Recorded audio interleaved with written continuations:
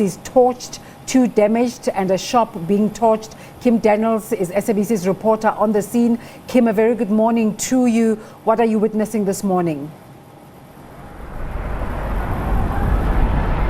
Good morning. Thank you so much. I am standing in Durban Street in Causton where the violence ensued yesterday afternoon between foreign nationals and taxi drivers. As you can see, if I maybe just step out to shot my colleague Natasha, it all started here in the street. There was a large contingency of police here earlier.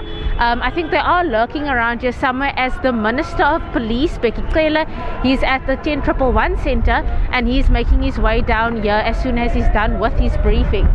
What had happened yesterday was there was a little road rage accident between a taxi driver and one of these business owners.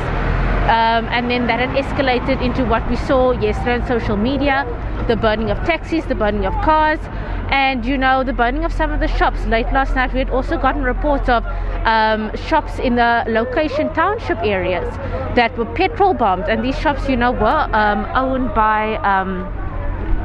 owned by these foreign nationals. Police spokesperson told me last night, Priscilla Naidu, that they aren't 100% sure as yet if these incidents are linked. But I mean, one would like to assume that these events are linked. As I said, we are standing here in Causton. We're waiting for the arrival of the police minister, and he is said he will be engaging with the shop owners, with the taxi drivers, to see what the crux of the matter is here in Causton. Aftermath. Are you getting a sense of fear in the community?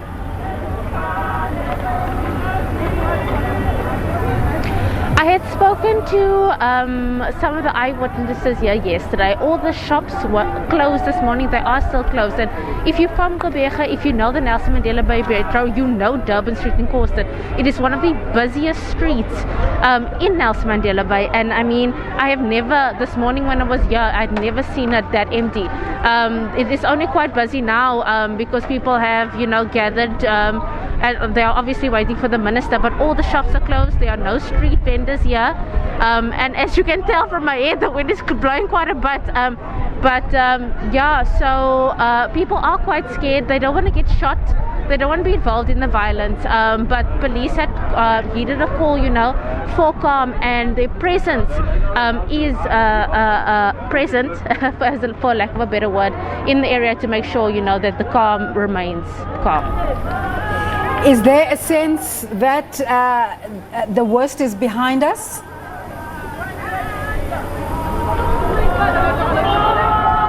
We can't tell us yet, but I'm sure that is the hopes of what many are feeling here in Gqeberha. From the shop owner's perspective, from the taxi owner's perspective, they just want to open their shops again and get their businesses up and running.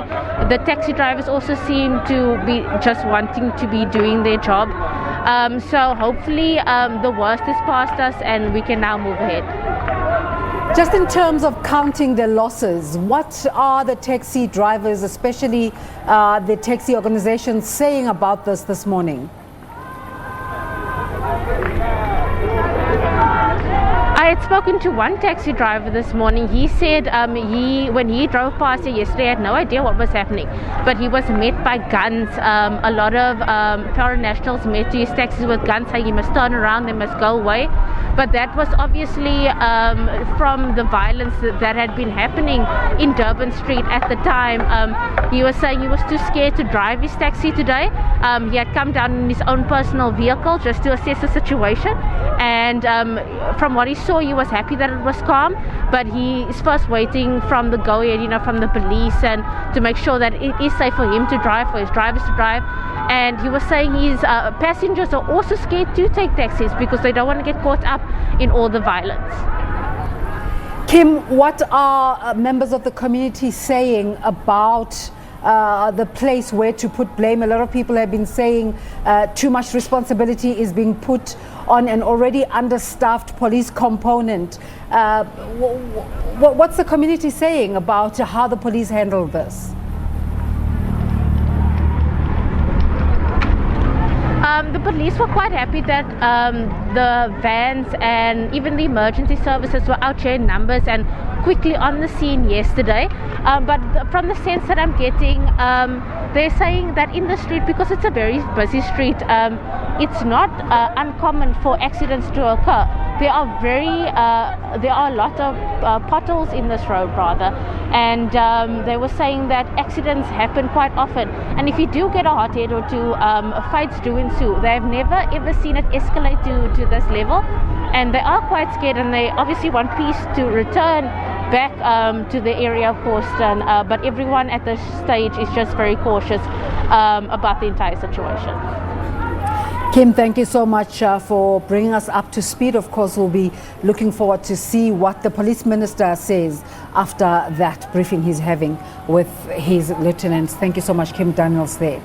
Now, let's take you to this story.